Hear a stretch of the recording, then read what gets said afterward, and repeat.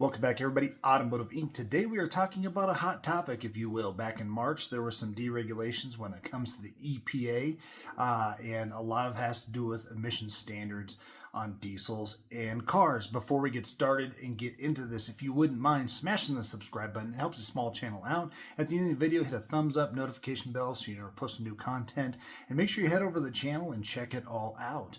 And go ahead and sound off in the comments too, and you can give your 2 cents. Now, a lot of people started asking me about this deregulation, how that's going to affect diesel emissions, and can we delete trucks, especially because I was potentially looking at the next truck for the channel going with the diesel again, just to kind of show the pitfalls of the newer diesels and all that emissions crap.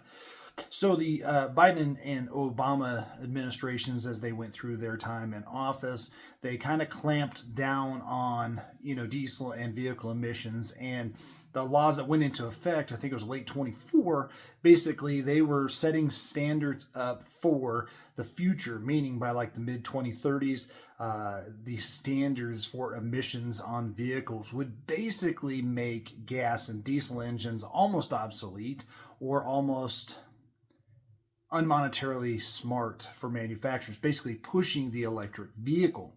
Now that we have a new president in office, a lot of people said, well, he's deregulated, so now we can actually delete our diesels. Actually, no, that is not the case. Deleting a diesel is illegal. It is illegal to modify, or remove any emissions control vehicle on any vehicle, whether it's a gas or diesel. And I know a lot of people had actually hoped that they would be able to actually delete it because there are potentially benefits, if you will. People claim that it helps fuel economy. It potentially does. They also say that there's loss or less maintenance involved. Obviously, DPFs have to be replaced at some point and or cleaned. EGRs have to be cleaned and or replaced.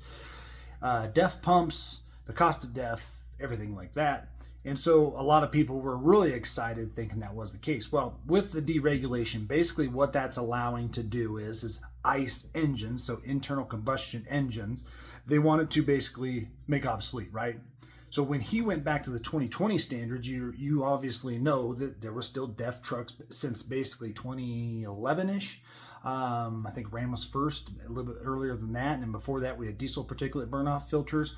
And so going back to that 20 standard actually took away the potential gradual, I guess if you will, cutback all the way into the 2030s. So basically by taking that out, we can go back to those standards. And I think now manufacturers are doing the best they possibly can with diesel and vehicles, trying to make them not only fuel efficient, but less pollutable, if that is a word. They present less pollution, if you will. I think they've basically refined that enough and they're getting that under their belt. But if they had to keep going on the past regulations that were just set up in 24, the diesel would probably be dead.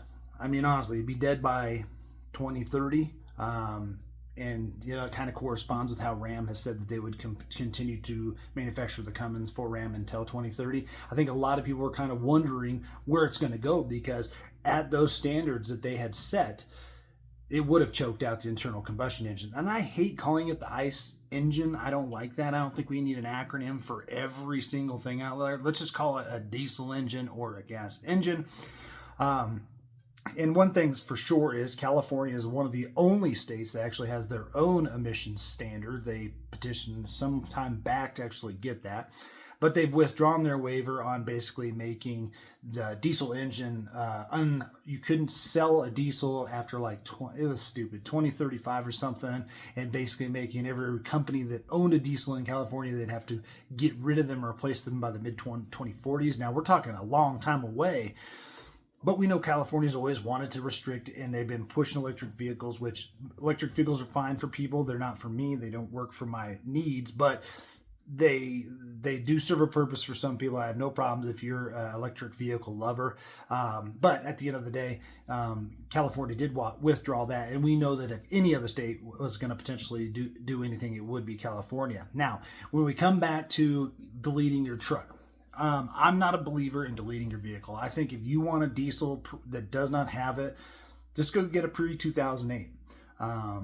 Almost all of them just have basically a standard soot collector, catalytic converter, and or a muffler. And that doesn't really choke things down.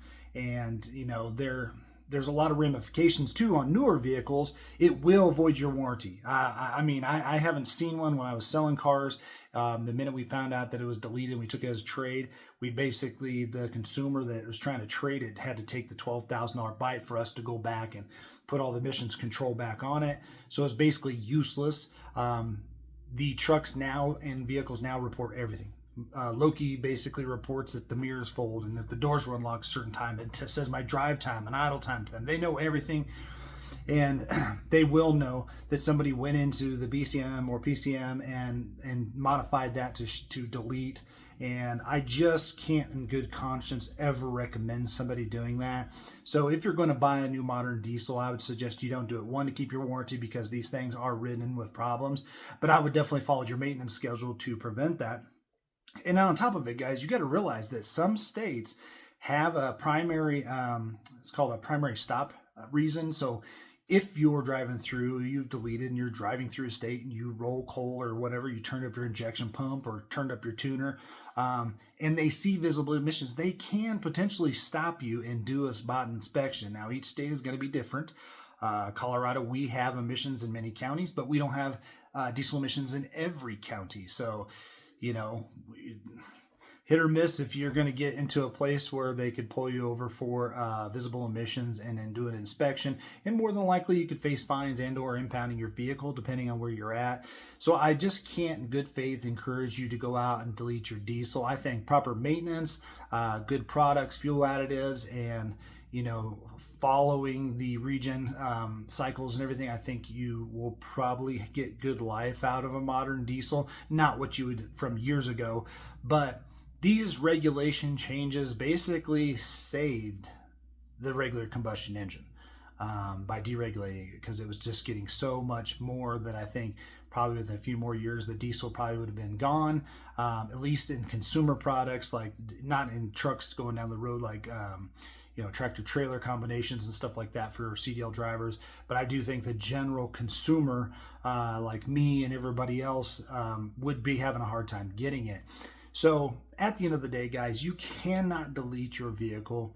Now, there are certain gray areas like off-road purposes, race and drag. I'm not talking about those. I'm talking about the everyday consumer that's using public roads where law enforcement and emissions control stuff is required.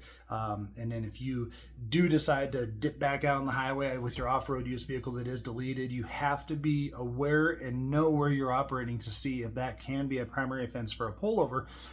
And if that is worth it to you, is the potential of getting another, say, 50,000, 100,000 miles out of your diesel engine, is that more important and worth the potential of fines and or impounding? To me, it's just not. So I've had a lot of questions about it. I've been meant to make this video. Luckily, the lull in time basically hasn't changed anything. It just basically went back to a standard in 2020 that did not restrict the remainder of the 20s and into the 30s, like the most recent 2024 laws that basically said, hey, there's a deadline here, and the big push for electric, and just basically trying to push the gas and diesel engine out of the market. So definitely, guys, take care out there if you're thinking about deleting your vehicle. The kits technically are illegal to buy. It is illegal to modify or remove. So just keep all of those things in mind when you do it. And at the end of the day, this is a big investment. And I know people ding on me for saying it's an investment in your vehicle, but your vehicle is the second largest thing you're going to pay for other than your house typically. So at the end of the day, I look at it as an investment, and that investment, if you're buying new, has a warranty. And if you void your manufacturer warranty, it could void the entire warranty. So the engine warranty, transmission warranty, under powertrain, your bumper to bumper. It depends on how that manufacturer wants to handle that situation. So I just highly encourage you to be very careful if you're going to make that decision. Make it in the best conscious mind that you can. Know your laws where you're at, and see if later resale value would be affected by it, warranty about it, potential fines and everything. And I know that diesels run really clean even without this BS DEF and the DPF filters, but at the end of the day, that is what the law says. And so I will tell you guys, follow the law, and then just be aware if you break it, there will be potential ramifications for it. But I would just stay the course, leave it alone, and enjoy your rig. Guys, I appreciate you stopping by. We're going to catch you on the next one.